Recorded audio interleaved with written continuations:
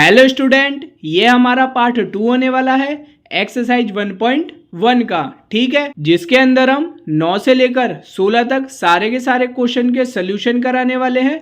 और अगर आपने अभी तक इस वीडियो का पार्ट 1 नहीं देखा है तो उसका लिंक आपको डिस्क्रिप्शन में मिल जाएगा और ऊपर आई बटन पर भी मिल जाएगा, वहां से जाकर आप इसका पार्ट 1 देख लेना। अगर आपने पार्ट 1 देख रखा होगा तभी पार्ट 2 आपकी समझ में भी आएगा। ठीक है, और आपका सिलेबस चेंज हो चुका है, पहले वाला सिलेबस अब नहीं रहा है, आपका न्यू सिलेबस आ चुका है। अगर आपको अपना न्यू सिलेबस नहीं पता है तो मैंने उसके ऊपर पहले से ही एक प्रॉपर वीडियो बना रखी है। अगर आपको वो वीडियो देखनी हो तो उसका लिंक आपको ऊपर आई बटन पर मिल जाएगा, वहां से जाकर आप देख लेना। और अगर आप हमारे चैनल पर नए हो तो सबसे पहले जाकर आप चैनल को सब्सक्राइब कर ले और सबसे महत्वपूर्ण बेल आइकन को ऑल पर प्रेस कर ले, जिससे क्या है मैं जब भी क्लास 12 से रिलेटेड कोई भी वीडियो अपलोड करूं तो उसकी नोटिफिकेशन आपके पास सबसे पहले जा सके। तो स्टार्ट करते हैं फिर हम प्रश्नावली 1.1 का पार्ट 2 को।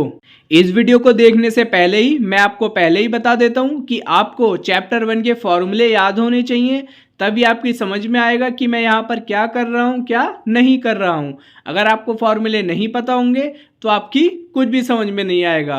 तो अगर आपको फॉर्मूले पता है तो आप ये वीडियो देख सकते हैं। अगर आपको फॉर्मूले नहीं पता चैप्टर 1 के तो मैंने उनके ऊपर भी एक प्रॉपर वीडियो बना रखी है, जिसका लिंक आपको डिस्क्रिप्शन में मिल जाएगा और ऊपर आई बटन पर भी मिल जाएगा, वहां से जाकर आप देख लेना। जब आपको फॉर्मूले पता होंगे तभी आप क्वेश्चन को सॉल्व कर सकते हैं। तो पहले आप फॉर्मूले वाली वीडियो को देख लेना, उसके बाद इसको देखना। तो पार्ट 1 में मैं प्रश्नावली 1.1 के 1 से लेकर 8 तक क्वेश्चन करा चुका था। अब देखते हैं हम इसका नवा क्वेश्चन।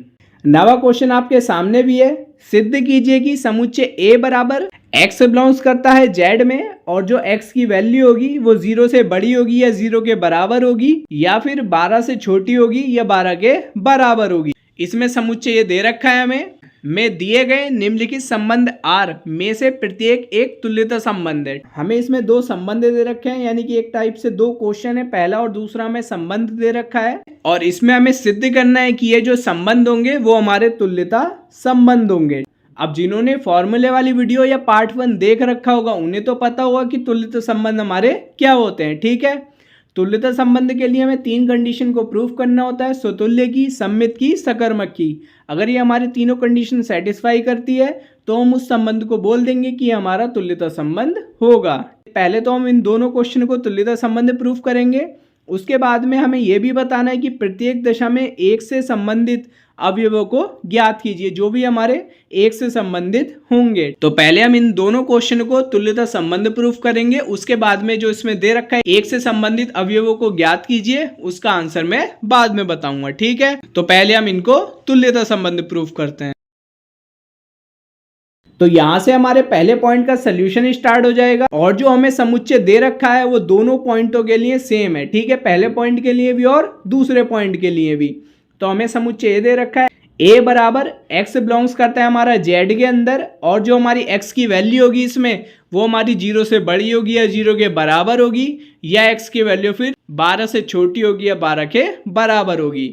और हमें इसी समुच्चय A में एक परिभाषित संबंध R दे रखा है जो कि आपके सामने है। R बराबर A, B मोड में A माइनस B।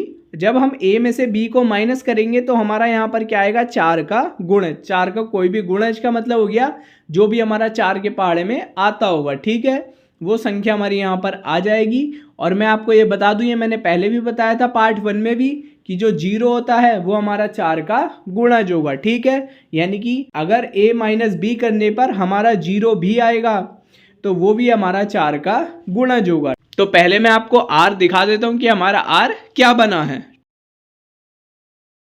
तो इस क्वेश्चन में हमारा R यह है और इसके अंदर जो अवयव हैं वो बहुत सारे हैं, वो मैं आपको बता देता हूं अभी कैसे आए हैं ये सारे के सारे अवयव। जैसे मैंने अभी बताया था, या तो उसमें 4 का कोई गुणज होना चाहिए या वहां पर A माइनस B करने पर हमारा 0 आना चाहिए। ठीक है, अब अगर A की जगह 1 रखेंगे और B की जगह भी 1 रखेंगे तो हमारा क्या आएगा, यहाँ पर 0 आ जाएगा, वो भी क्या होगा, हमारा गुणज होगा। ऐसे ही 2,2 भी रखेंगे तो भी हमारा 0 आएगा, ऐसे 3,3 भी रखेंगे तो भी हमारा 0 आएगा। और जो हमें कंडीशन दे रखी है वो हमारी क्या है, वैल्यू जो होगी वो 12 तक होगी। जो 12 तक नंबर होंगे उन सब से जो हमारी कंडीशन बनेगी उसमें हमारा 0 जरूर आएगा। ठीक है, तो हम ऐसे बना लेंगे 1,1, 2,2, 3,3 ऐसे ही डैश डैश कर दिया कि हमारे 12 तक बनते रहेंगे। ठीक है, तो यहां तक तो आपकी समझ में आ गया होगा। अब आगे वाले नंबर बताता हूं। अब आपको सोचना है, क्योंकि हमारा क्या है a माइनस बी। अब आपको ऐसी वैल्यू सोचनी है कि यहाँ पर हम a और b की वो वैल्यू रखें जिससे हमारा 4 का गुणा जाए, यानी कि 4 आए, 8 आए, 12 आए, ऐसे ही आते रहें। और जो आपको वैल्यू लेनी है a और b की वो हमारी 0 से लेकर 12 तक होनी चाहिए। ठीक है, कि आप a का मान 0 भी रख सकते हैं, b का मान 0 भी रख सकते हैं, और ये कहां तक है, 12 तक। वैसे यहाँ पर आप पॉइंट बना लेंगे, जैसे 1,5, a की वैल्यू 1 रखेंगे माइनस, फिर b की वैल्यू 5, तो हमारा मोड में आ जाएगा -4। जब बाहर निकालेंगे तो हमारा वो हो जाएगा 4, मोड के बाहर जब वो आ जाएगा। तो ऐसे ही ये सारी की सारी वैल्यू है जिनको घटाने पर हमारा 4 का गुणज आएगा। तो आप सारी की सारी देख लेना, इनके अलावा और कोई भी वैल्यू नहीं होगी जो हमारी 4 का गुणज में आए। ठीक है, क्योंकि कंडीशन हमें 12 तक दे रखी थी, तो इसके अंदर सारे के सारे यही अवयव आएंगे। ठीक है, तो अब आप a और r को ध्यान रखना, क्योंकि कंडीशन लगाने के लिए हमारे पास संबंध और समुच्चय होने चाहिए, वो हमने यहाँ पर निकाल लिए हैं। अब एक एक कर हम इसमें कंडीशन लगाते रहेंगे। ठीक है, अब वो देखते हैं हम आगे। तो यहां से हमारी स्वतंत्र कंडीशन स्टार्ट हो जाएगी कि every a belongs to capital A के लिए a, a बिलोंग्स करता है हमारा r में, प्राप्त होता है, अतः दिया गया संबंध हमारा स्वतुल्य होगा। और एग्जाम्पल से हम यहाँ पर बता देंगे क्यों होगा।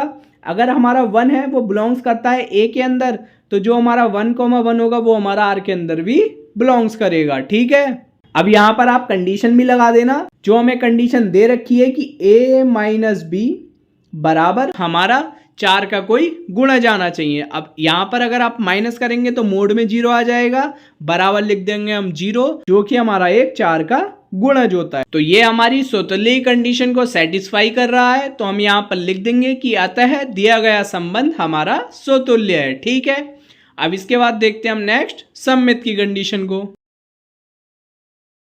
अब यहां से हम लगा देंगे सममित की कंडीशन को। एवरी a1, a2 बिलोंग्स करते हैं a के लिए, तो a1, a2 बिलोंग्स करेंगे हमारे r में, और इसी कंडीशन से a2, a1 होगा, यानी कि इसका उल्टा वो भी हमारा बिलोंग्स करेगा r में, प्राप्त होता है, अतः दिया गया संबंध हमारा सममित होगा। ठीक है, और इसको भी मैं अब एग्जाम्पल से समझा देता हूं कि क्यों सममित होगा। एग्जाम्पल से आपकी जल्दी समझ में आ जाएगा। और ये कंडीशन उन्हें नई लग रही होंगी जो पहली बार वीडियो देख रहे हैं। ठीक है, इसलिए ही कह रहा हूं कि आप पहले फॉर्मूले वाली वीडियो जो है उसको देख करके आ जाएं, उसमें आपको पता चल जाएगा कि किसकी क्या कंडीशन होती है। तो यहां से इसका एग्जाम्पल स्टार्ट है। यहां पर आ जाएगा a1, a2 बिलोंग्स करते हैं हमारे a में, जो हमारा ऊपर कंडीशन लिखी थी। तो दो संख्या ले लेंगे कि 1, 5 हमारे बिलोंग्स करते हैं a में। इसी से ही जो 1, 5 है, यानी कि a1, a2 ये हमारे r के अंदर आ जाएंगे, और इसी कंडीशन से जो हमारा a2, a1 होगा वो भी हमारा r के अंदर बिलोंग्स करेगा।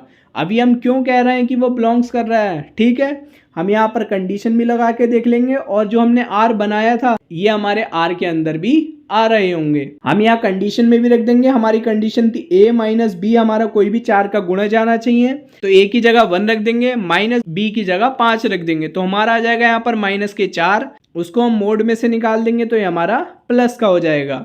और सेम ऐसे यहाँ पर हम कर देंगे, तो यहाँ पर 5 माइनस 4, मोड में प्लस का ही 4 आ जाएगा, बाहर निकाल देंगे 4। तो यही हमारी कंडीशन थी कि अगर हम a में से b को माइनस करें तो हमारा 4 का गुणज आना चाहिए, तो वही हमारा आ रहा है, यानी कि ये हमारी सममित की कंडीशन को भी सेटिस्फाई कर रहा है। ठीक है, इसलिए हमने पहले ही ऊपर लिख दिया, अतः दिया गया संबंध हमारा सममित है। अब देखते हैं इसकी अगली कंडीशन को।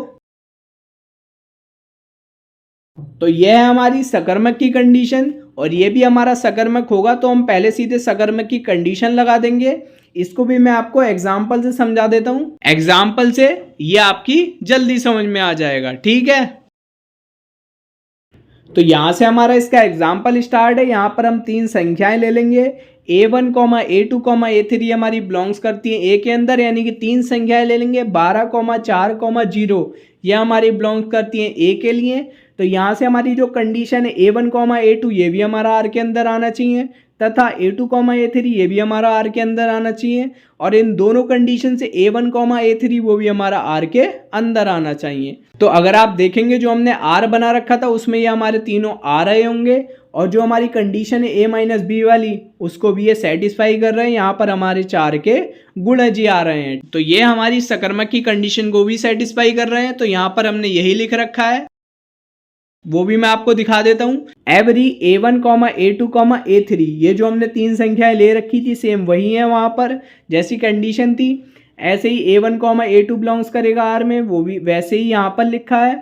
और ऐसे ही A2, A3 4, 0 हमारा बिलोंग्स करेगा आर में, ऐसे ही A1, A3 तो यहाँ पर आ जाएगा 12, 0 भी हमारा बिलोंग्स करेगा आर के अंदर। ठीक है, प्राप्त होता है अतः है दिया गया संबंध हमारा सकर्मक होगा। ठीक है, अब अगर आपको ध्यान होगा तो यह हमारा स्वतुल्य भी है, सम्मित भी है और सकर्मक भी है। और अगर कोई भी संबंध हमारा तीनों कंडीशन को सेटिस्फाई करता है तो वो हमारा तुल्यता संबंध हो जाएगा। वो मैं आपको दिखा देता हूँ उसको हम कैसे लिखने वाले हैं, और ये मैंने पार्ट 1 में भी बता रखा है कैसे लिखते हैं। अगर आप पार्ट 1 देख करके आए होंगे तो आप समझ गए होंगे कि अब हम क्या लिखने वाले हैं। तो यहाँ पर हम ये लिख देंगे कि उपरोक्त संबंध सम्मित, स्वतुल्य, सकर्मक तीनों ही संबंधों की पुष्टि करता है, अतः दिया गया संबंध एक तुल्यता संबंध को प्रकट करता है। क्योंकि हमसे क्वेश्चन में पहले तुल्यता संबंध को ही प्रूफ करने के लिए बोला था। ये तो हमारा पहला पॉइंट प्रूफ हो गया। करते हैं इसका सेकंड वाला पॉइंट, और जिनको समझ में आ गया हो वो सेकंड वाला पॉइंट खुद भी कर सकते हैं। वीडियो को आप यहीं पॉज कर दें, पहले आप उस क्वेश्चन को सॉल्व कर लें इसके सेकंड वाले पार्ट को, उसके बाद आप यहाँ से मिला लेना कि आपका कितना सही है और कितना गलत है। ठीक है, तो हम देखते हैं इसके सेकंड पॉइंट को।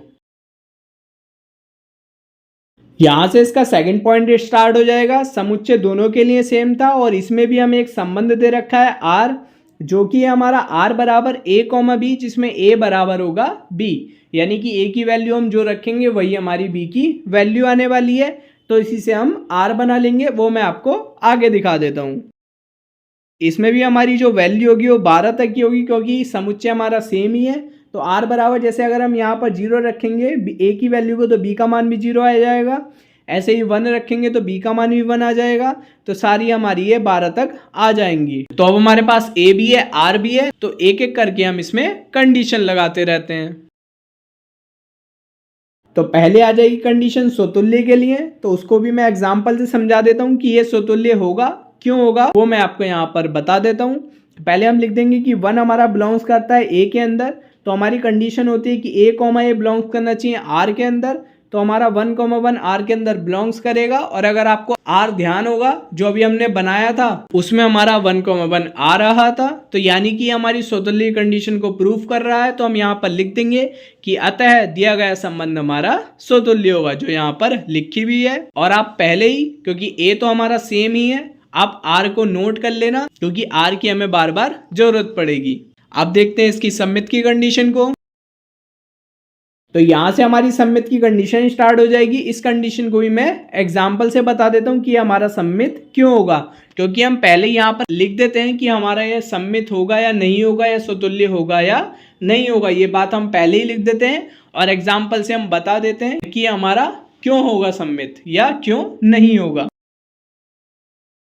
तो यहां से हमारा एग्जाम्पल स्टार्ट हो जाएगा। हम यहाँ पर लिख देंगे कि A1, A2 हमारा बिलोंग्स करता है A के अंदर, यानी कि 2, 2 हमारा बिलोंग्स करेगा A के अंदर।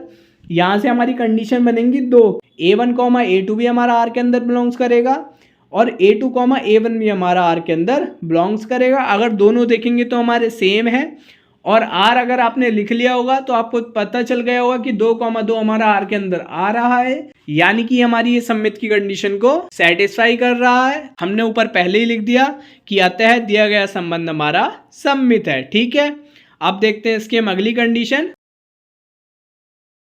इस कंडीशन को भी मैं एग्जाम्पल से समझा देता हूं कि हमारा ये सकर्मक क्यों होगा। ठीक है, हम यहाँ पर 3 संख्याएं ले लेंगे A1, A2, A3 जो हमारी A के अंदर आ रही होंगी। तो A1, A2 हमारा R के अंदर आएगा, ऐसे ही A2, A3 भी R के अंदर आएगा। और इन दोनों कंडीशन से A1 कॉमा A3 भी हमारा R के अंदर आएगा। और ये हमारी तीनों कंडीशन जिनसे हमारा सकर्मक प्रूफ होता है, उन तीनों कंडीशनों को ये सेटिस्फाई कर रहा है। तो हम यहाँ पर लिख देंगे कि अतः दिया गया संबंध हमारा सकर्मक है। और अगर आपने इस बात को ध्यान दिया हो तो ये भी हमारा तीनों कंडीशन को सेटिस्फाई कर रहा है। तो इसमें भी हमने जो ऊपर अभी सेम लाइन लिखी थी वही लिखने वाले हैं। ठीक है, वो देखते हैं आगे।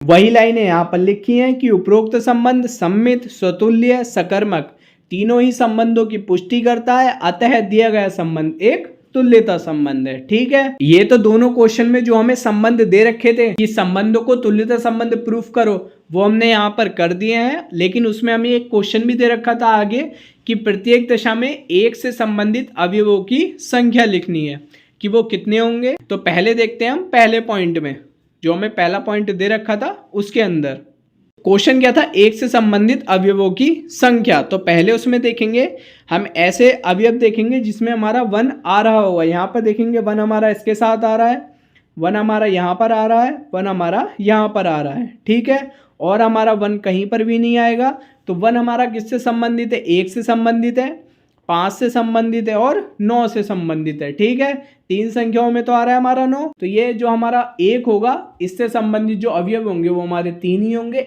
अभी मैं आपको दिखा दूंगा कि हम उसको कैसे लिखेंगे। इससे पहले हम सेकंड वाले पॉइंट में भी देख लेते हैं उसमें कितने अवयव हैं जो हमारे 1 से संबंधित हैं। तो यह है हमारा सेकंड वाला पॉइंट। इसमें भी अगर हम देखेंगे तो हमारा एक ही अवयव है जो हमारा 1 से संबंधित है। ठीक है, अब इन दोनों पॉइंटों को हम कैसे लिखेंगे वो मैं अभी आपको आगे बता देता हूं।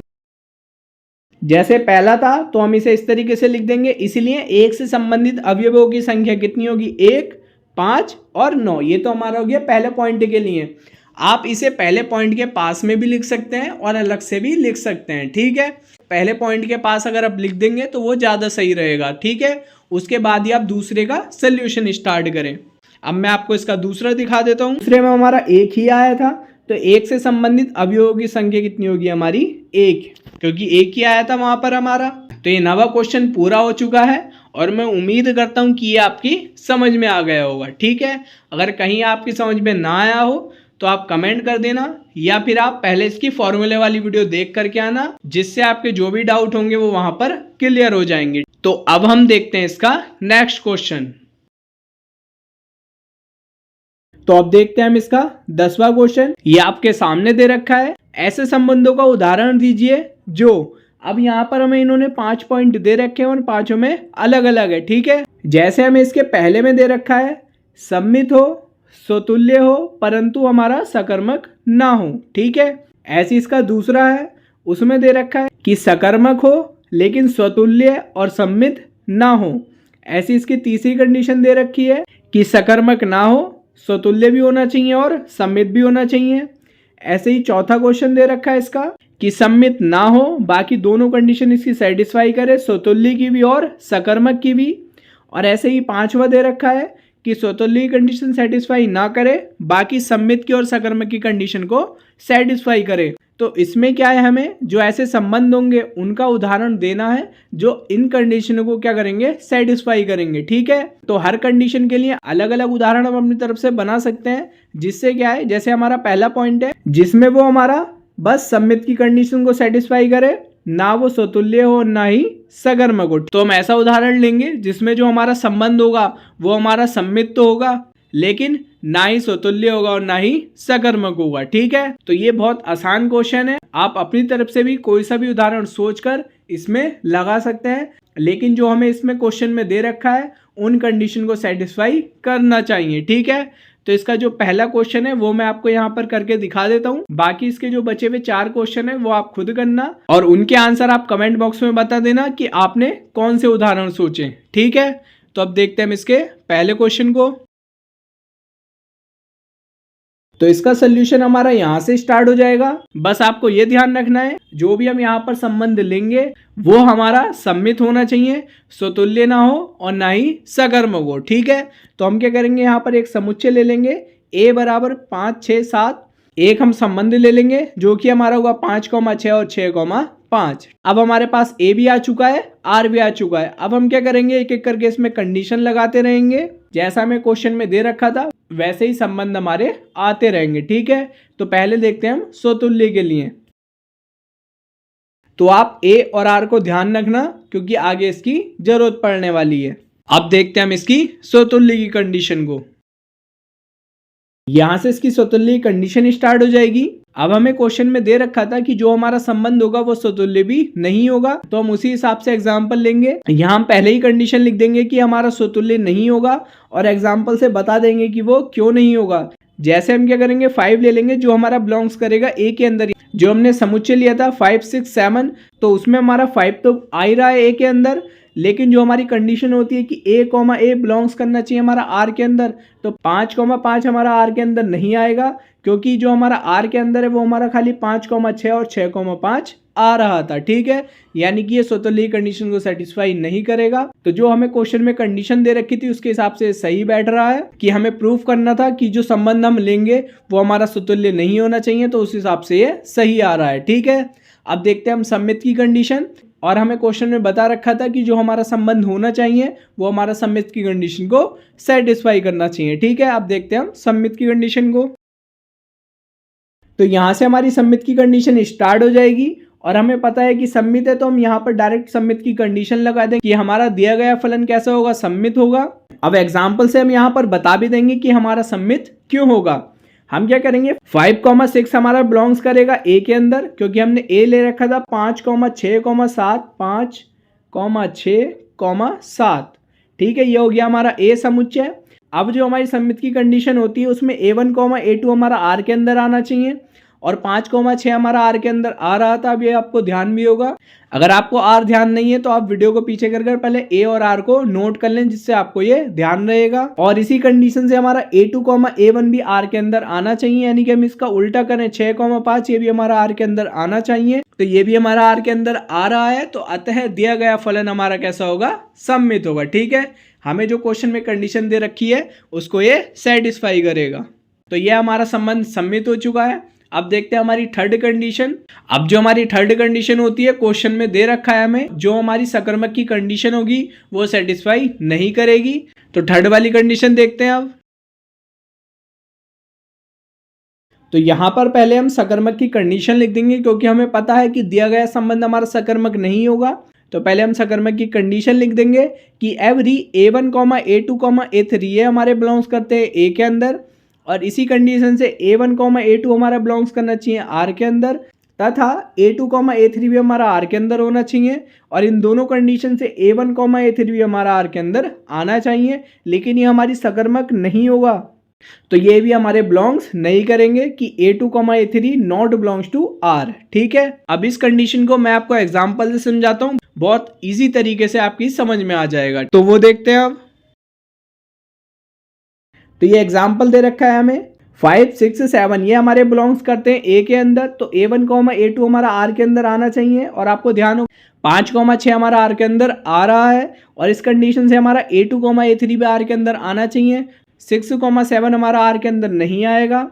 ऐसे ही इन दोनों कंडीशन से A1, A3 यानी कि 5,7 भी हमारा आर के अंदर आना चाहिए, लेकिन ये हमारा आर के अंदर नहीं आएगा, तो हम यहाँ पर लिख देंगे कि 5,7 नॉट बिलोंग्स टू आर प्राप्त होता है। ठीक है, तो जैसे हमें क्वेश्चन में कंडीशन दे रखी थी कि जो भी हमारा संबंध होना चाहिए वो बस हमारा सममित की कंडीशन को सेटिस्फाई करे, ना ही वो स्वतुल्य हो ना ही सकर्मक हो, वो हम यहाँ पर प्रूफ कर चुके हैं। ऐसे ही बचे पे जो आपके 4 पॉइंट है आपको वो करने हैं, बहुत इजी है, आप उसी हिसाब से वहां पर ए और आर बना लेना जैसे मैंने अभी इस क्वेश्चन में बनाए थे। तो अब देखते हैं हम इसका 11वां क्वेश्चन।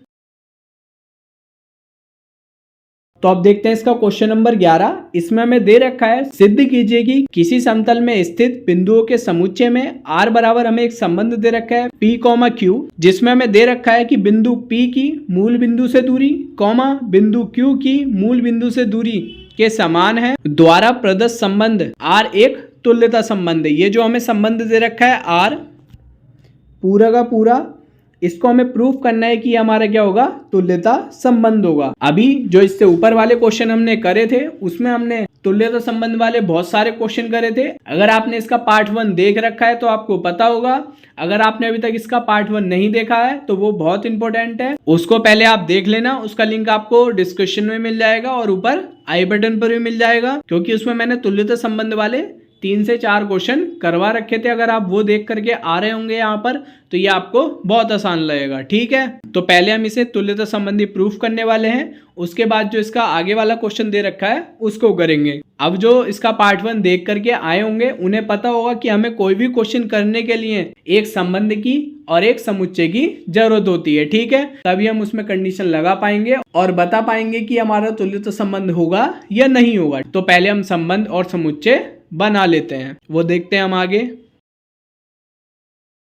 यहां से हमारा इसका सोल्यूशन स्टार्ट हो जाएगा। हम यहाँ पर समुच्चय बना लेंगे। हमें उसमें दे भी रखा है कि समतल में स्थित जो भी बिंदु है उनका एक समुच्चय। तो यहाँ पर हम बना लेंगे समुच्चय a बराबर x डॉट x समतल में स्थित एक बिंदु है, ये हमारा हो जाएगा a। और हमें क्वेश्चन में दे रखा है कि समुच्चय a में परिभाषित संबंध r इस प्रकार से है कि, अब देखते हैं संबंध आगे। यह हमें संबंध r दे रखा है क्वेश्चन में कि p, q बिंदु p की मूल बिंदु से दूरी, बिंदु q की मूल बिंदु से दूरी समान है। ये संबंध हमें क्वेश्चन में दे रखा है। अब हमारे पास समुच्चय भी आ चुका है और संबंध भी आ चुका है, तो अब एक एक कर हम इसमें कंडीशन लगाते रहेंगे। तो पहले कंडीशन लगाएंगे हम स्वतुल्य के लिए। स्वतुल्य की कंडीशन को मैं एग्जांपल से समझाता हूं आपको। ठीक है, अब क्या है, आप यहां पर कोई समतल मान लो, ये हो गया एक समतल। ठीक है, यहां पर कोई बिंदु है और इसको हम यहां से मिला दें। इस बिंदु का नाम रख दें हम P। O पॉइंट को हम मान लेते हैं मूल बिंदु। मूल बिंदु की जो हमारे पास P पॉइंट है वो दूरी वो क्या होगी, समान होगी। और ऐसे ही तो हम यहाँ पर मान लेते हैं कि ये जो मूल बिंदु है हमारे पास O, इसकी जो P पॉइंट से दूरी है वो हमारे पास कितनी है, 4 सेंटीमीटर। ठीक है, अब जो हमारी स्वतुल्य की कंडीशन होती है उसमें क्या होता है कि हमारा जो स्मॉल a होना चाहिए वो बिलोंग्स करेगा कैपिटल A के अंदर।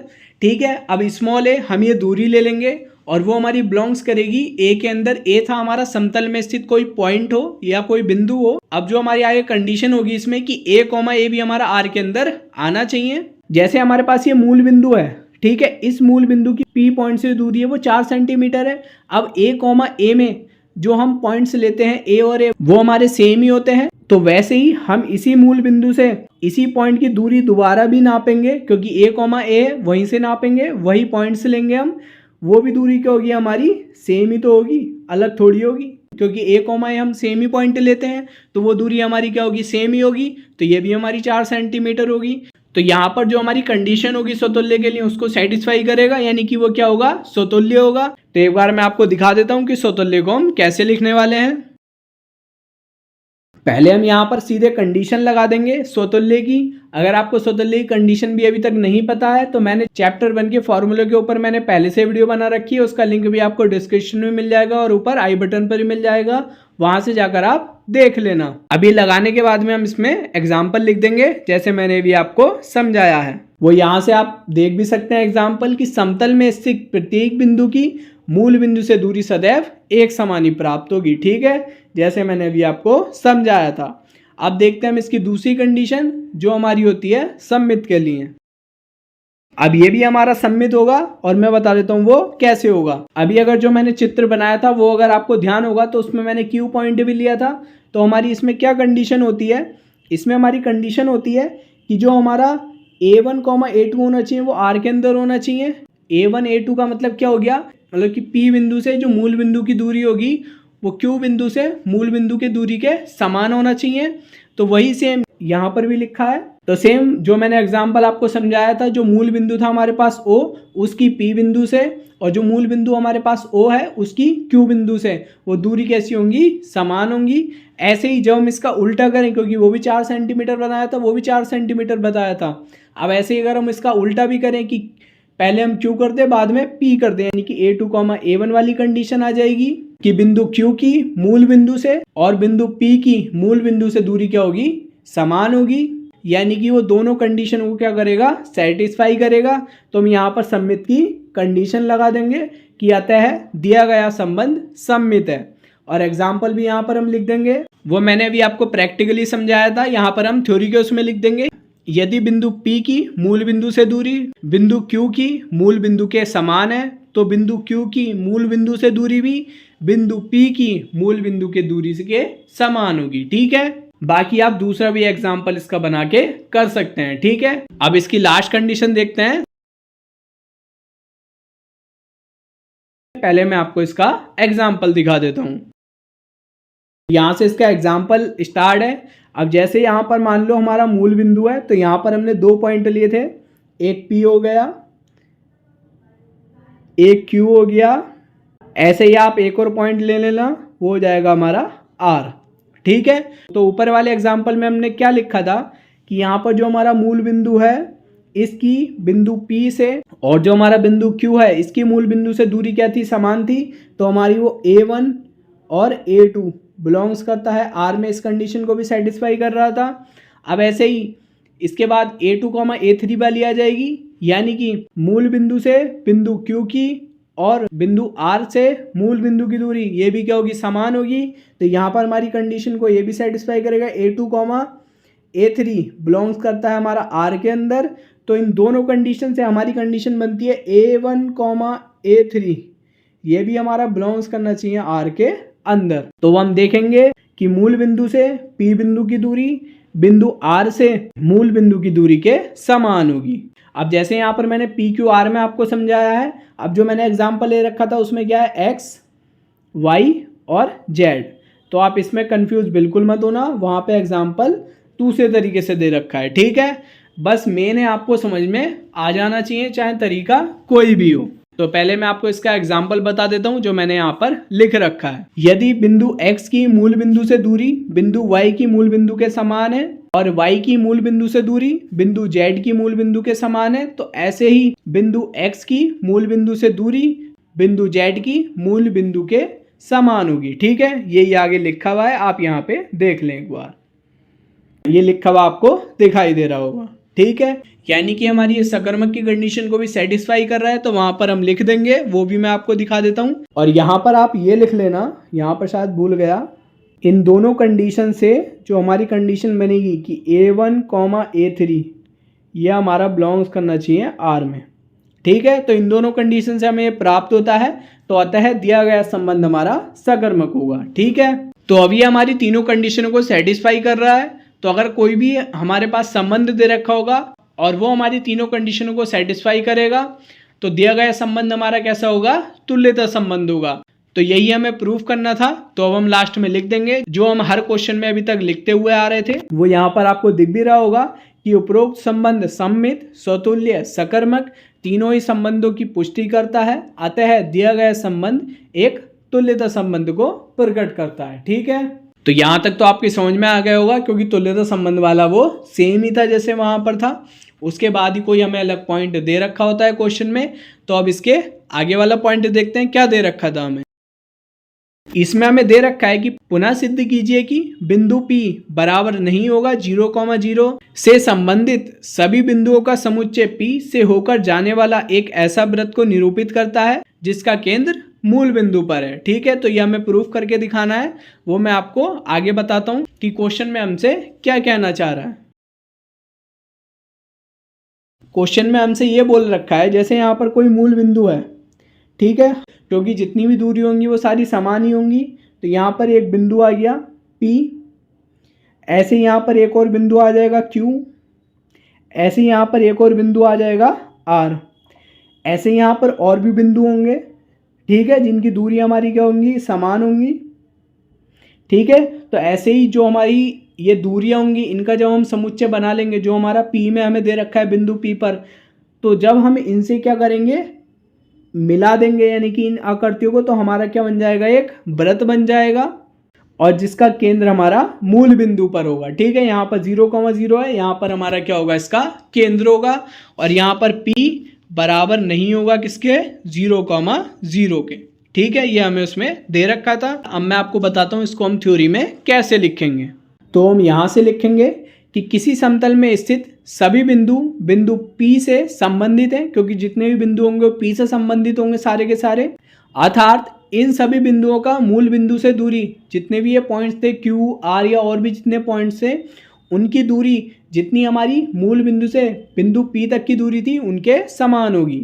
अब आगे देखते हैं और यहाँ से अब कि किसी निश्चित बिंदु से समान दूरी पर स्थित बिंदुओं से होकर जाने वाला पथ एक वृत्त होता है। जैसे मैंने अभी आपको चित्र बनाकर भी समझाया था, और यहाँ पर हम लिख भी देंगे कि जो हमारे पास सभी बिंदुओं का समुच्चय P है, इससे हमारा वृत्त ही होकर के जाएगा और जिसका केंद्र हमारा क्या होगा, मूल बिंदु होगा, जो हमसे क्वेश्चन में पूछ रखा था उन्होंने कि मूल बिंदु से होकर जाएगा। इसको हमें सिद्ध करना था, वो हमने यहाँ पर कर दिया।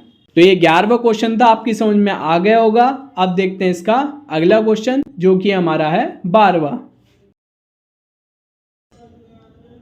यह है इसका 12वां क्वेश्चन। सिद्ध कीजिए कि समस्त त्रिभुजों के समुच्चय A में हमें एक संबंध दे रखा है R, और R बराबर T1, T2, जिसमें जो T1 है वो T2 के समरूप है। ठीक है, द्वारा परिभाषित संबंध R हमारा एक तुल्यता संबंध है। इसको हमें पहले तुल्यता संबंध प्रूफ करना है। अब आप तुल्यता संबंध को देखकर ही समझ गए होंगे कि पहले हमें इसमें तीनों कंडीशन सेटिस्फाई करानी होंगी। अगर वो तीनों कंडीशन हमारी सेटिस्फाई कर रही होंगी तो ये हमारा तुल्यता संबंध होगा। ठीक है, तो पहले हम इसी को करते हैं, बाद में इसका हम आगे वाला क्वेश्चन देखेंगे। तो पहले हम इसको तुल्यता संबंध प्रूफ करते हैं। यहां से हमारा इसका सोल्यूशन स्टार्ट हो जाएगा, और क्वेश्चन में हमें दे रखा है कि जो समुच्चय है वो क्या है, त्रिभुजों का है। ठीक है, तो हम यहाँ पर एक समुच्चय बना लेंगे कि समुच्चय A बराबर x, x एक त्रिभुज है। ठीक है, हमने एक त्रिभुज का समुच्चय बना लिया, और समुच्चय A में परिभाषित संबंध R हमें दे रखा है, जो कि आपके सामने भी लिखा है कि T1, T2, जिसमें जो T1 है वो समरूप है T2 के। ये जो समरूप है ये आपने 9th में भी पढ़ा होगा, 10th में भी पढ़ा होगा, और या हम इसको इस तरीके से भी लिख सकते हैं कि T1 T2 के समरूप है। ठीक है, तो यह हमें संबंध भी दे रखा है। तो कंडीशन लगाने के लिए हमारे पास समुच्चय भी है और संबंध भी है, तो एक एक करके हम पहले कंडीशन लगाते हैं। यहां से हमारी स्वतुल्य की कंडीशन स्टार्ट हो जाएगी। तो स्वतुल्य की कंडीशन को मैं आपको एग्जांपल से समझाता हूं। जैसे हम क्या करते हैं, पहले कोई भी ए लेते हैं, वो हमारा कैपिटल ए के अंदर बिलोंग्स करना चाहिए। तो वैसे ही हम क्या करेंगे, एक त्रिभुज बना लेंगे जो हमारा ए के अंदर बिलोंग्स करेगा, यानी कि ए हमारा क्या था, समुच्चय था त्रिभुजों का। ठीक है, फिर हमारा आता है ए भी बिलोंग्स करना चाहिए आर के अंदर, जो हमारी ये दूसरी वाली कंडीशन है। तो हम जो हमने पहला वाला त्रिभुज लिया है इसका नाम रख देंगे T1। ऐसा ही सेम एक और त्रिभुज ले लेंगे जिसका नाम रख देंगे हम T2। ये दोनों के दोनों बिलोंग्स करने चाहिए हमारे R के अंदर, यानी कि ये भी हमारा सेम त्रिभुज है T1 और ये भी हमारा सेम त्रिभुज है T2। तो ये कैसे होंगे, आपस में समरूप होंगे, एक जैसे होंगे, क्योंकि दोनों ही त्रिभुज हमने सेम ले रखे हैं। तो ये आपस में कैसे होंगे, समरूप होंगे। यानी कि जो हमारी T1, T2 बिलोंग्स करता है R में, उस कंडीशन को भी हमारी ये सेटिस्फाई कर रहा है। तो हम यहाँ पर लिख सकते हैं कि अतः दिया गया संबंध स्वतुल्य है। ठीक है, तो एग्जाम्पल से आपकी समझ में आ गया होगा। अब मैं बताता हूँ आप इसको कैसे लिखेंगे। यहाँ पर पहले हम स्वतुल्य की कंडीशन लगा देंगे, अब तो आपको याद हो ही चुकी होगी, और यहाँ से एग्जाम्पल लिख देंगे कि T1 बिलोंग्स करता है A के लिए, और जो T1, T1 होगा वो बिलोंग्स करेगा R में। समतल में कोई त्रिभुज अपने से स्वतुल्य होगा। ठीक है, एक हमने त्रिभुज ले लिया, अगर हम वैसा ही दूसरा त्रिभुज लेंगे तो वो आपस में कैसा होगा, स्वतुल्य होगा, यानी कि वो दोनों त्रिभुज कैसे होंगे, सेम होंगे, समरूप होंगे। ठीक है, तो स्वतुल्य की कंडीशन हो गई। अब नेक्स्ट देखते हैं हम सममित की कंडीशन को। तो यहां से हमारी सममित की कंडीशन स्टार्ट हो जाएगी, और इसको भी मैं एग्जाम्पल से समझा देता हूं। जैसे हम क्या करेंगे, यहाँ पर त्रिभुज बना लेंगे दो, पहले का नाम सेम T1, और ऐसे ही दूसरा त्रिभुज बना लेंगे उसका नाम T2। ठीक है, अब इसमें हमारी पहली कंडीशन होती है कि A1, A2 ये हमारे बिलोंग्स करने चाहिए कैपिटल A के अंदर, यानी कि जो T1 और T2 होने चाहिए हमारे A के अंदर होने चाहिए, क्योंकि ये समतल में स्थित त्रिभुज है हमारे। फिर इसके बाद हमारी दूसरी कंडीशन आ जाएगी कि A1, A2 ये हमारे बिलोंग्स करने चाहिए R के अंदर, यानी T1, T2 ये हमारे बिलोंग्स करने चाहिए R के अंदर। R था हमारा कि दोनों त्रिभुज आपस में कैसे होंगे, समरूप होंगे। तो ये दोनों हमारे सेम है, तो यहाँ से हम कंडीशन बना सकते हैं कि T1 समरूप होगा T2 के। ठीक है, अब इस कंडीशन से हमारी अगली कंडीशन आ जाएगी कि जो हमारा A2, A1 है वो भी हमारा R के अंदर होना चाहिए, यानी कि समरूप वाली कंडीशन को सेटिस्फाई करना चाहिए। तो यहाँ पे हम लिख देंगे कि T2 समरूप होगा T1 के। ये जो हमारा T1 त्रिभुज है पहला वाला, ये समरूप है T2 के, तो ऐसे ही जो T2 हमारा त्रिभुज है ये भी हमारा समरूप होगा T1 के। तो ये हमारी सममित की कंडीशन को सेटिस्फाई कर रहा है। तो यहाँ पर हम लिख देंगे कि अतः दिया गया संबंध हमारा सममित है। ठीक है, अब इसको हम कैसे लिखेंगे वो मैं आपको आगे बता देता हूँ। सबसे पहले यहाँ पर हम सममित की कंडीशन लगा देंगे, ये आपको याद हो भी चुकी होगी। और एग्जाम्पल में पहले हम ये लिख देंगे कि जो T1 T2 है हमारे A के अंदर आते हैं, तो T1 T2 हमारे R के अंदर भी आएंगे, और इसकी जो कंडीशन उल्टी होगी T2, T1 ये भी हमारे R के अंदर होंगे। ठीक है, अब जो मैंने आपको चित्र बनाकर समझाया था समरूप वाला, अब उसको हम कैसे लिखेंगे वो मैं आपको आगे दिखा देता हूँ। ये आपके सामने यहाँ पर लिखा हुआ भी है कि समतल में पहला त्रिभुज दूसरा त्रिभुज के समान है, तो त्रिभुज जो हमारा दूसरा वाला है T2 वो हमारे पहले त्रिभुज के समान होगा। ठीक है, सेम जो मैंने समझाया था वही यहाँ पर लिखा हुआ भी है। अब देखते हैं इसकी अगली कंडीशन जो कि थी हमारी सकर्मक की। तो ये हमारी सकर्मक की कंडीशन को, और इस कंडीशन को भी मैं आपको पहले एग्जाम्पल से समझाने वाला हूँ। जैसे इससे पहली वाली कंडीशन में हमने 2 त्रिभुज लिए थे, वैसे ही हम क्या करेंगे, सेम 3 त्रिभुज लेंगे जिनके नाम क्या होंगे T1 T2 T3, ये हमारे A के अंदर बिलोंग्स करेंगे। ठीक है, यानी कि समतल में स्थित त्रिभुज होंगे, जिसमें हम इसमें पहली कंडीशन लगाएंगे कि A1 और A2 हमारे बिलोंग्स करते हैं R में, तो जो हमारा T1 और T2 होंगे ये हमारे बिलोंग्स करेंगे R में। ऐसे ही T2, T3 भी हमारे बिलोंग्स करेंगे R के अंदर, यानी कि आपस में कैसे होंगे, ये समरूप होंगे। ऐसे ही ये जो हमारे थर्ड वाली कंडीशन होगी T1, T3 भी कैसे होंगे, बिलोंग्स करेंगे R के अंदर। ठीक है, यानी कि ये हमारी जो सकर्मक है इसकी भी कंडीशन को सेटिस्फाई करेंगे। तो यहाँ पर हम लिख देंगे कि अतः दिया गया संबंध हमारा सकर्मक है, और यहाँ पर कंडीशन लगा देंगे। अब उसको हम किस तरीके से लिखेंगे वो मैं आपको आगे बताता हूँ। इसमें ये यहाँ पर लिखा हुआ भी है कि समतल में पहला त्रिभुज T1 दूसरा त्रिभुज T2 के समान है, तो दूसरा त्रिभुज T2 तीसरे त्रिभुज T3 के समान होगा। तो जो पहला त्रिभुज हमारा T1 था तो वो भी जो हमारा तीसरा त्रिभुज था T3 उसके समान होगा। ठीक है, और यही बात मैंने अभी आपको समझाई थी, वही यहाँ पर लिखी हुई भी है। अगर आपको ध्यान होगा तो ये हमारी तीनों कंडीशनों को सेटिस्फाई कर रहा है। तो हम यहाँ पर लिख देंगे कि अतः दिया गया संबंध तुल्यता संबंध है, और ये मैंने बाकी क्वेश्चन में भी लिखवा रखा है। क्वेश्चन के लास्ट में आप लिख देना, मैं आपको यहाँ पर दिखा भी देता हूँ वो।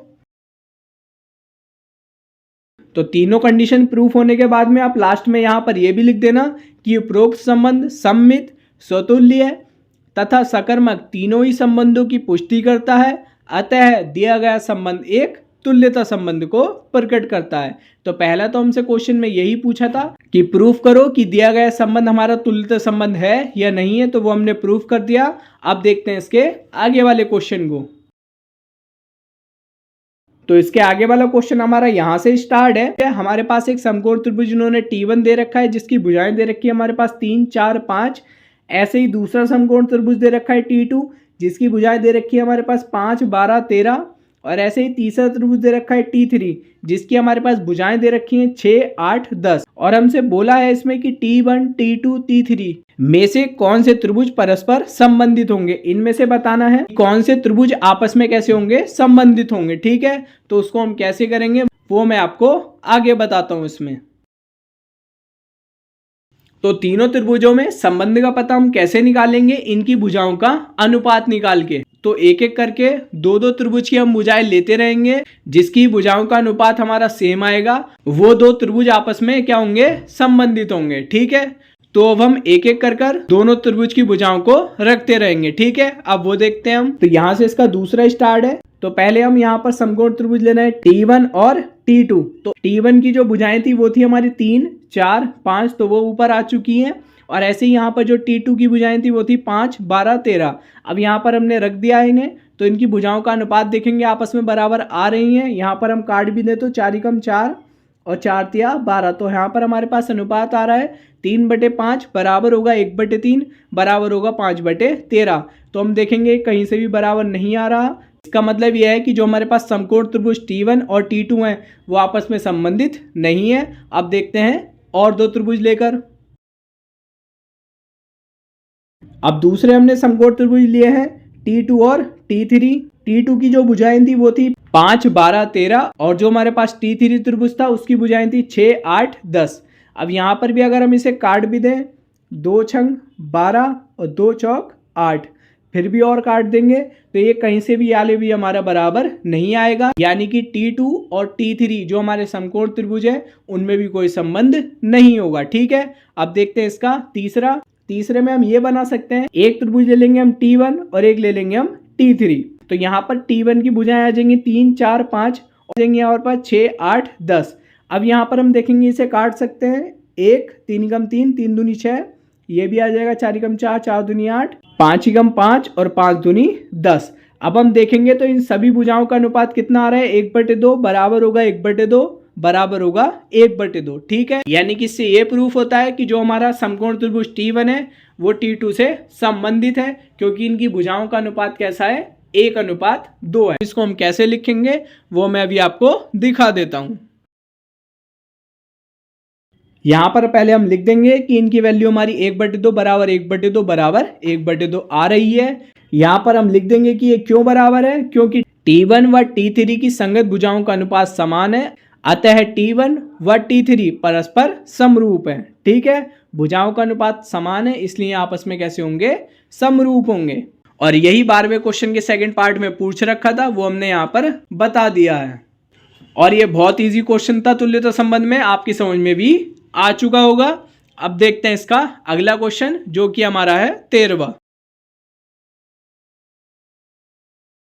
यह है 13वां क्वेश्चन और ये आपके सामने भी है। सिद्ध कीजिए कि समस्त बहुभुज के समुच्चय ए में हमें समुच्चय ए दे रखा है और वो भी कैसा है, समस्त बहुभुज का, यानी कि जो भुजाओं की संख्या, जैसे कि कोई हम आकृति ले लेंगे जिसमें भुजाएं कितनी हो, 3 होंगी, कोई ऐसी आकृति ले लेंगे इसमें भुजाएं 4 होंगी, ऐसी 5 होंगी, 6 होंगी, तो ऐसी हमारी क्या हो जाएगा, एक समुच्चय बन जाएगा बहुभुज का।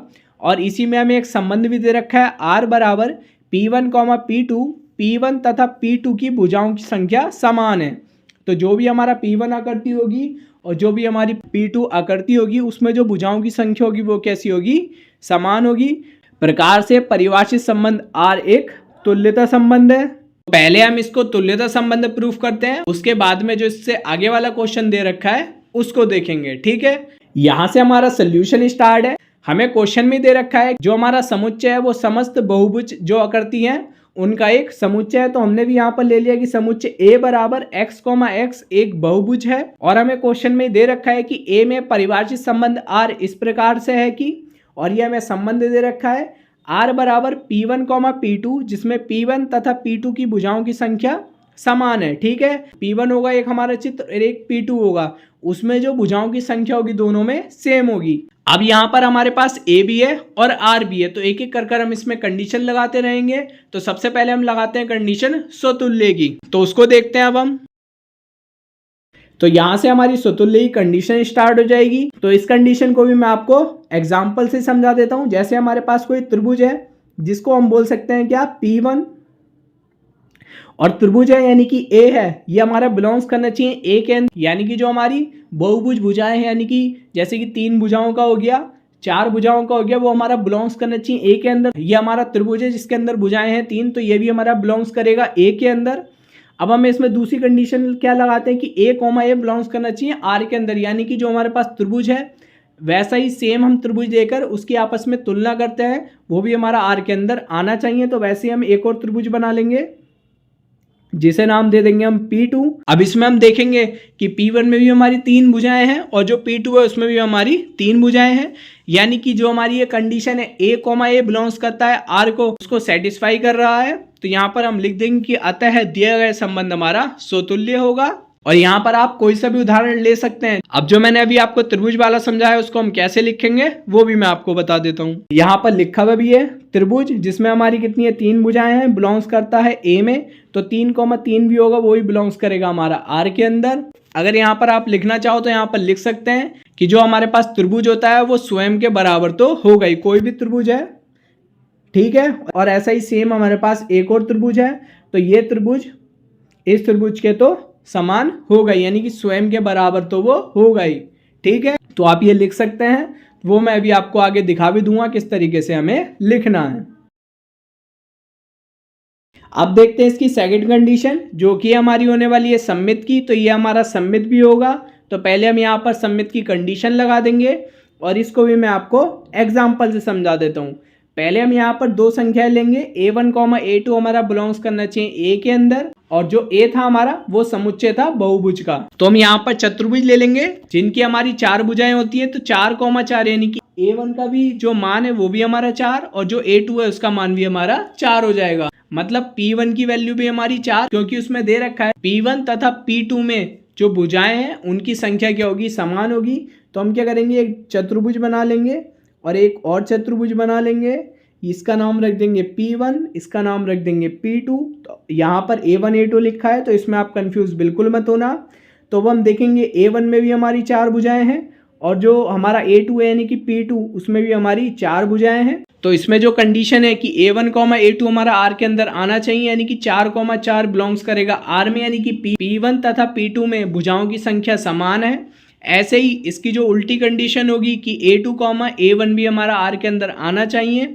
अगर हम P2 को पहले लिखें और A1 को पहले लिखें तो भुजाएं तो हमारी सेम रहेंगी, बदल थोड़ी जाएंगी, ना बढ़ सकती ना घट सकती, सेम वही भुजाएं रहेंगी। यानी कि 4,4 भी हमारा R के अंदर बिलोंग्स करेगा और ये हमारी सममित की कंडीशन को सेटिस्फाई करता है। तो हम यहाँ पर लिख देंगे कि अतः दिया गया संबंध हमारा सममित है। ठीक है, अगली कंडीशन देखते हैं सकर्मक की। यहाँ से हमारी सकर्मक की कंडीशन स्टार्ट हो जाएगी और ये भी हमारा सकर्मक होगा। इसको भी मैं एग्जाम्पल से समझा देता हूँ। यहाँ पर भी हम क्या करेंगे, A1, A2, A3 हमारा बिलोंग्स करता है A के अंदर, यानी कि आप इसको ऐसे समझ सकते हैं कि P1, P2, P3 बिलोंग्स करता है A के अंदर। ऐसे ही यहाँ पर हम 3 आकृति ले लेंगे, यानी P1 की वैल्यू भी 6, P2 की वैल्यू भी 6 और P3 की भी वैल्यू 6। भुजाओं का मतलब आप ऐसे समझ सकते हैं कि हमने कोई षष्ठभुज ले लिया जिसकी क्या है, हमारी 6 भुजाएं होती हैं। ठीक है, तो हमें क्या है, पहली कंडीशन होती है A1, A2 हमारा बिलोंग्स करना चाहिए R में, यानी कि 6,6 हमारा R में बिलोंग्स करेगा। और जो हमें कंडीशन दे रखी है कि P1 और P2 में जो हमारी भुजाओं की संख्या है वो सेम होगी। ऐसे ही जो इसकी दूसरी कंडीशन A2, A3 भी R के अंदर होना चाहिए, तो उसमें भी हमारी कंडीशन सेटिस्फाई हो जाएगी कि P2 में भुजाओं की संख्या P3 में भुजाओं की संख्या के बराबर है।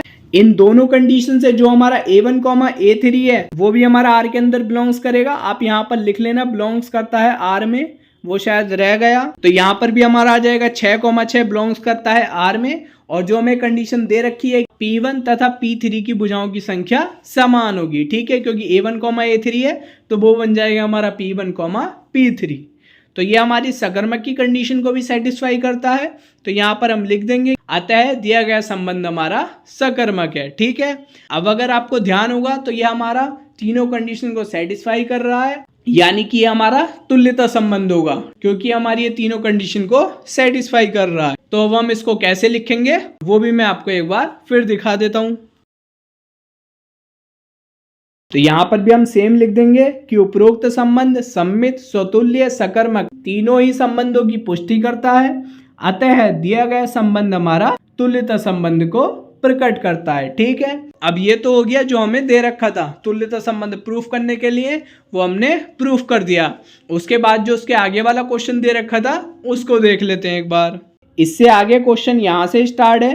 3, 4 और 5 लंबाई की भुजाओं वाले समकोण त्रिभुज से संबंधित समुच्चय A के सभी अवयव ज्ञात करने की वो कौन कौन से अवयव होंगे। जैसे इससे पहले हमने अभी नवा क्वेश्चन करा था, उसमें आया था कि 1 से संबंधित सभी अवयवों की संख्या बतानी थी। वैसे ही यहाँ पर 3, 4, 5 इस लंबाई से संबंधित जो भी हमारे पास समकोण त्रिभुज होंगे और वो हमारे समुच्चय A के अंदर आ रहे होंगे, तो उसमें जो अवयवों की संख्या होगी वो हमें बतानी है। तो बहुत इजी है, तो इसको हम कैसे लिखेंगे वो मैं आपको दिखा देता हूं। यहां से हमारा दूसरा स्टार्ट है, ये मैं आपको बता देता हूं कि बहुभुज के समुच्चय A में भुजाओं 3, 4, 5 लंबाई से संबंधित बहुभुज से संबंधित जो भी हमारे समकोण त्रिभुज बन रहे होंगे उनका एक समुच्चय होगा। अर्थात उसको हम कैसे लिखेंगे, उसको हम इस तरीके से लिख देंगे B बराबर x, x एक समकोण त्रिभुज है। ठीक है, अब क्योंकि अगर हम समकोण त्रिभुज बनाएंगे तो 3, 4, 5 अब भुजाओं की लंबाई हमारी कुछ भी हो सकती है, तो इससे हमारे अलग अलग तरीके के समकोण त्रिभुज बन सकते हैं। और जो हमारा समुच्चय ए था वो था हमारा बहुभुज आकृति जो होंगी उनका समुच्चय। जो हमारी यहाँ पर ये लंबाई दे रखी है, इस लंबाई की जो समकोण त्रिभुज है वो हमारे ए के अंदर भी आएंगे। उसका एक अलग समुच्चय बना दिया जिसे हमने लिख भी दिया b बराबर x, x एक समकोण त्रिभुज है। ठीक है, ये भी आपकी समझ में आ गया होगा। तो अब देखते हैं हम इसका अगला क्वेश्चन। तो यहाँ से इसका 14वां क्वेश्चन स्टार्ट हो जाएगा। मान लीजिए कि XY तल में स्थित समस्त रेखाओं का समुच्चय L है। हमें एक समुच्चय दे रखा है जो कि हमारा XY तल है, उसके अंदर जितनी भी हमारी रेखाएं होंगी उनका एक समुच्चय है। और समुच्चय L में हमें एक संबंध दे रखा है R बराबर L1, L2, जिसमें जो L1 है वो समांतर है L2 के। द्वारा परिभाषित संबंध R है। सिद्ध कीजिए कि R एक तुल्यता संबंध है। तो पहले हम तुल्यता संबंध प्रूफ करते हैं, उसके बाद में जो इससे आगे वाला क्वेश्चन दे रखा है उसको देखेंगे। तो यहाँ से हमारा इसका सोल्यूशन स्टार्ट हो जाएगा। ये समुच्चय हमें क्वेश्चन में दे रखा है। L बराबर x, x तल में समस्त रेखाओं का समुच्चय है XY तल में। और L में ही हमें एक परिभाषित संबंध R भी दे रखा है और संबंध भी आपके सामने लिखा है कि L1, L2, L1 समांतर है L2 के। और किसी भी क्वेश्चन को करने के लिए हमारे पास समुच्चय और संबंध होने चाहिए, तो वो हमें पहले से ही क्वेश्चन में दे रखे हैं। अब हम इसमें सीधे कंडीशन लगाएंगे, वो देखते हैं हम आगे। तो पहले यहाँ से आ जाएगी स्वतुल्य की कंडीशन, और ये हमारा स्वतुल्य होगा। और क्यों होगा? अगर कोई भी हमारे पास रेखा है और वो क्या है XY तल में, जैसे हम X और Y बनाते हैं वैसे XY तल हो जाएगा। और उसमें अगर कोई हम रेखा खींचें, ठीक है, जैसे हमने XY तल में एक रेखा खींच दी और उसी के सेम, क्योंकि L1 ये हमारी रेखा हो गई, ये हमारी बिलोंग्स करेगी L के अंदर। L क्या था हमारा? XY तल में जितनी भी रेखाएं उनका एक समुच्चय था। ऐसे ही हमारे पास एक और रेखा आ गई, हमने ऐसे ही सेम रेखा खींची है तो उसका नाम भी हम L1 ही रख देंगे। अब हमारी जो कंडीशन होनी चाहिए कि L1, L1 भी हमारा R के अंदर बिलोंग्स करना चाहिए। और R हमारा क्या था कि L1 समांतर है L2 के। तो ये दोनों रेखाएं आपस में समांतर होंगी नहीं होंगी? क्योंकि दोनों रेखाएं ये सेम ही हैं, बिल्कुल एक जैसी हैं। कोई भी रेखा है अगर उसी के सेम हमने एक और रेखा बना दी, यानी कि वो रेखा अपने के स्वयं तो समांतर होगी ही। कोई भी रेखा है वो खुद के समांतर तो होती ही है। ठीक है, तो हमने एग्जाम्पल में भी यही लिखा है, वो आपके सामने भी है, क्योंकि कोई भी रेखा स्वयं के समांतर तो होती ही है। तो इस तरह ये हमारी स्वतुल्य कंडीशन को सेटिस्फाई करता है। ठीक है, अब देखते हैं इसकी अगली कंडीशन सममित की। यहाँ से हमारी सममित की कंडीशन स्टार्ट हो जाएगी और ये हमारा सममित भी होगा। और क्यों होगा वो मैं आपको बता देता हूँ। हमने एक रेखा खींच ली जिसका नाम रख दिया L1 और एक दूसरी रेखा खींच ली इसका नाम रख दिया L2। L1 समांतर है L2 के। R वाली जो हमारी कंडीशन थी उसको भी सेटिस्फाई कर रहा है। अब यहाँ पर हमारी पहली कंडीशन तो सेटिस्फाई हो गई। अब जो इसकी दूसरी कंडीशन है कि L2, L1 भी हमारा R के अंदर आना चाहिए, यानी कि इसका मतलब क्या होगा कि L2 समांतर होना चाहिए L1 के। अगर कोई रेखा दूसरी रेखा के समांतर है तो जो दूसरी वाली रेखा है वो भी तो पहली रेखा के समांतर होगी। तो सेम वही यहाँ पर लिखा है कि L2 रेखा भी L1 के समांतर होगी। और एग्जाम्पल में भी आप देख लें, यहाँ पर लिखा है कि L1 रेखा L2 रेखा के समांतर है, तो L2 रेखा भी L1 रेखा के समांतर होगी। ठीक है, इस तरह से हमारी सममित की कंडीशन को भी सेटिस्फाई करेगा। अब देखते हैं इसकी नेक्स्ट कंडीशन जो कि हमारी सकर्मक की। तो अगर आप इस क्वेश्चन को यहाँ तक समझ गए हो तो इसकी जो लास्ट कंडीशन बची है हमारी सकर्मक की, उसका आंसर आप कमेंट बॉक्स में बताना कि वो हमारी सकर्मक होगी या नहीं होगी। यहाँ से हमारी सकर्मक की कंडीशन स्टार्ट हो जाएगी और ये हमारा सकर्मक भी होगा। और वो मैं एग्जाम्पल से बता देता हूँ कि वो हमारा क्यों होगा। ठीक है, तो ये एग्जाम्पल में लिखा हुई है कि L1 रेखा L2 के समांतर है। जैसे हमने सममित वाली कंडीशन में 2 रेखाएं ली थी, वैसे ही अब हम क्या ले लेंगे, 3 रेखाएं ले लेंगे, L1, L2, L3। L1 रेखा L2 के समांतर है तो L2 रेखा L3 के समांतर होगी। अगर ये तीनों रेखाएं आपस में समांतर है तो हम ये भी कह सकते हैं कि जो L1 रेखा है वो L3 के भी समांतर होगी। ठीक है, तो ये हमारा सकर्मक की कंडीशन को भी सेटिस्फाई कर रहा है। तो हम यहाँ पर लिख देंगे कि अतः दिया गया संबंध हमारा सकर्मक है। तो ये हमारा तीनों ही कंडीशन को सेटिस्फाई कर रहा है, तो ये हमारा तुल्यता संबंध भी होगा। अब तो आपको पता ही चल गया होगा कि अब हम कौन सी 4 लाइनें लिखने वाले हैं। ठीक है, तो वो 4 लाइनें आप खुद लिख लेना, मैं आपको दिखा देता हूँ। तो यही लाइनें हम सब जगह लिखते हुए आ रहे हैं अभी तक तुल्यता संबंध वाले क्वेश्चन में, तो ये लाइनें आप लिख देना। अब देखते हैं जो हमें इससे आगे क्वेश्चन दे रखा था वो क्या था।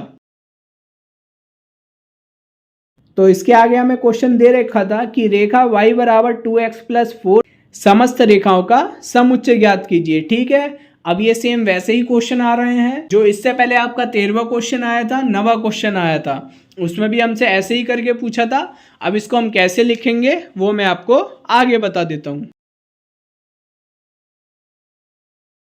तो यहां से हमारा इसका दूसरा वाला क्वेश्चन का स्टार्ट हो जाएगा कि रेखा y बराबर 2x+4 से संबंधित सभी रेखाओं का समुच्चय रेखा y बराबर 2x के समांतर सभी रेखाओं का समुच्चय होगा। ठीक है, जो भी रेखाएं y बराबर 2x+4 के समांतर होंगी उनका क्या एक समुच्चय होगा। अब अगर आपने 11वीं में पढ़ रखा होगा ये प्रवणता तो आपकी ये समझ में आ जाएगा। रेखा y बराबर 2x+4 की प्रवणता m बराबर 2, हमारी जो रेखा की प्रवणता होती है वो होती है y बराबर mx+c। तो यहाँ से तुलना कर कर हमने प्रवणता निकाल ली m बराबर 2। ठीक है, अब जो हमारी समांतर रेखाएं होती हैं उनकी जो प्रवणता होती है वो आपस में बराबर होती है। ये आपने 11वीं में पढ़ रखा होगा, तो सेम हम यहाँ पर वही कॉन्सेप्ट लगाने वाले हैं।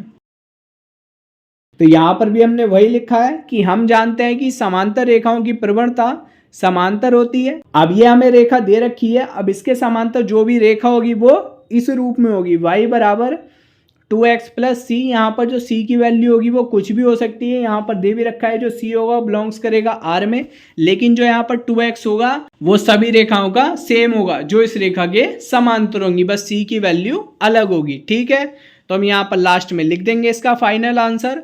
अतः दी गई रेखा से संबंधित सभी रेखाओं का समुच्चय y बराबर 2x+c के रूप में होगा, जहां पर जो c होगा वो हमारा बिलोंग्स करेगा r के अंदर। ठीक है, तो यही हमसे इस क्वेश्चन में पूछ रखा था जो हमने बता दिया। ठीक है, अब देखते हैं हम इसका नेक्स्ट क्वेश्चन जो कि हमारा 15वां क्वेश्चन है। अब देखते हैं हम इसका 15वां क्वेश्चन। 15वें क्वेश्चन में हमें दे रखा है, मान लीजिए कि हमें एक समुच्चय दे रखा है 1 से लेकर 4 तक, और इसी में हमें एक संबंध भी दे रखा है r जो कि हमारा 1,2, 2,2, 1,1, 4,4, 1,3, 3,3, 3,2 यह हमें संबंध दे रखा है। द्वारा परिभाषित संबंध r है, निम्नलिखित में से सही उत्तर चुनिए। ठीक है, तो ये 4 पॉइंट हमें दे रखे हैं, इसमें से हमें चुनना है कि जो हमारा संबंध होगा वो किस कंडीशन को सेटिस्फाई करेगा, किस कंडीशन को सेटिस्फाई नहीं करेगा, वो हमें इसमें बताना है। जैसे पहले पॉइंट में दे रखा है जो हमारा संबंध होगा वो स्वतुल्य होगा और सममित होगा किंतु सकर्मक नहीं होगा। ऐसे इसका बी पॉइंट है, स्वतुल्य होगा सकर्मक होगा लेकिन सममित नहीं होगा। ऐसे इसका तीसरा पॉइंट है कि सममित और सकर्मक होगा लेकिन स्वतुल्य नहीं होगा। और चौथा पॉइंट है कि r एक तुल्यता संबंध होगा। और आपको पता होगा कि तुल्यता संबंध हमारा तब होता है जब हमारी ये तीनों कंडीशन को सेटिस्फाई करेगा। अगर आपको नहीं पता है तो पहले जाकर आप चैप्टर 1 के फॉर्मूले की वीडियो को देख लेना, उसका लिंक आपको डिस्क्रिप्शन में मिल जाएगा और ऊपर आई बटन पर मिल जाएगा, वहां से जाकर देख लेना। ये बात तो पता है आपको कि स्वतुल्य सममित और सकर्मक को प्रूफ करने के लिए हमें समुच्चय की और संबंध की जरूरत होती है। तो यहाँ पर हमें समुच्चय भी दे रखा है और संबंध भी दे रखा है। ठीक है, तो बस एक एक कर आपको कंडीशन लगानी है स्वतुल्य की, सममित की और सकर्मक की। जैसे भी आपका कंडीशन को सेटिस्फाई कर रहा हो, सॉल्व करने के बाद में आप यहाँ पर आकर देखना कि आपका कौन सा ऑप्शन मिल रहा है। जो भी आपका ऑप्शन सही आ रहा हो उसको आप नोट कर लेना, और इसके बाद में मैं इस क्वेश्चन का आंसर भी आपको बता दूंगा कि कौन सा पॉइंट होगा, वो भी स्क्रीन पर लगा दूंगा, वहां से आप आंसर को देख लेना कि आपका आंसर सही है या नहीं है। ठीक है, बहुत इजी क्वेश्चन है। अगर आप पार्ट 1 पूरा देख करके आए होंगे या आपने पार्ट 2 भी देखा होगा तो आप इस क्वेश्चन को बहुत आसानी से कर देंगे। ठीक है, तो अब देखते हैं हम इसका लास्ट क्वेश्चन जो कि हमारा है 16वां क्वेश्चन। 16वां क्वेश्चन हमें दे रखा है, मान लीजिए कि समुच्चय n में एक हमें समुच्चय दे रखा है n और उसी में हमें एक परिभाषित संबंध दे रखा है r बराबर a, b, a बराबर b-2, और यहाँ पर हमें b की एक कंडीशन भी दे रखी है, b की जो वैल्यू होगी वो 6 से ज्यादा होगी। द्वारा प्रदत्त संबंध r है, निम्नलिखित में से सही उत्तर चुनिए। और यहाँ पर हमें 4 ऑप्शन दे रखे हैं a, b, c, d। इसमें से हमें 4 ऑप्शन में से चुनना है कि यहाँ पर a और b की कौन सी वैल्यू हमारी r के अंदर आएगी। जो हमारी इस कंडीशन को भी सेटिस्फाई कर रही होगी, जो हमें यहाँ पर दे रखी है a बराबर b-2 और b की वैल्यू क्या है 6 से ज़्यादा होगी। ठीक है, तो इस क्वेश्चन को भी आप आसानी से कर सकते हो, ये एग्जाम में एक एक नंबर के आ जाते हैं। तो आप इस क्वेश्चन को भी खुद सॉल्व करके देखना, अगर आपसे होता है तो ठीक है, वरना मैंने इस क्वेश्चन के सोल्यूशन के ऊपर पहले से एक प्रॉपर वीडियो बना रखी है, जिसका लिंक मैं आपको डिस्क्रिप्शन में भी दे दूंगा, वहां से जाकर आप इस क्वेश्चन को कर सकते हैं। ठीक है, अगर आपसे ना हो तो ठीक है, आसान क्वेश्चन है, करके देखना, आराम से हो जाएगा। और इसका कौन सा विकल्प सही है वो मैं अभी लास्ट में लगा दूंगा, वो भी आप चेक कर लेना, जो इस क्वेश्चन को कर पाए। जो नहीं कर पाए उसके लिए मैंने बता दिया, इस क्वेश्चन की वीडियो का लिंक आपको डिस्क्रिप्शन में मिल जाएगा। तो यहाँ पर हमारी जो पहली एक्सरसाइज है 1.1 वो पूरी हो चुकी है। तो इस प्रश्नावली के सारे क्वेश्चन मैं आपको करवा चुका हूं, जो कि 2 पार्ट में थे। पार्ट 1 इसका पहले ही अपलोड हो चुका है। अगर आपने इसका पार्ट 1 नहीं देखा है तो उसका लिंक आपको डिस्क्रिप्शन में मिल जाएगा, वहां से जाकर आप देख लेना। उसमें हमने 1 से लेकर 8 तक क्वेश्चन करा रखे थे, और जो ये हमारा पार्ट 2 है इसमें हमारे 9 से लेकर 16 तक थे। ठीक है, जो मैं अभी आपको यहाँ पर करवा चुका हूँ सारे के सारे। और अगर आपने अभी तक इसकी फॉर्मूले वाली वीडियो नहीं देखी है तो उसको अगर आप जरूर देख लेना, वरना आप जो इसका पार्ट 1 है और जो पार्ट 2 है वो देखना आपका बेकार रहेगा। ठीक है, पहले आप फॉर्मूले वाली वीडियो को जरूर देख लेना, और जो फॉर्मूले वाली वीडियो है उस वीडियो को अपने दोस्तों के साथ जरूर शेयर करना, और उसको बोलना भी कि चैप्टर को करने से पहले आप फॉर्मूले जरूर तैयार कर लें। तो फॉर्मूले वाली वीडियो को भी और इसके दोनों पार्ट्स को आप ज्यादा से ज्यादा शेयर करना। ठीक है, और अगर आप हमारे चैनल पर नए हो और इसी तरीके की और भी वीडियोस देखना चाहते हो तो जल्दी से जाकर चैनल को सब्सक्राइब कर लें,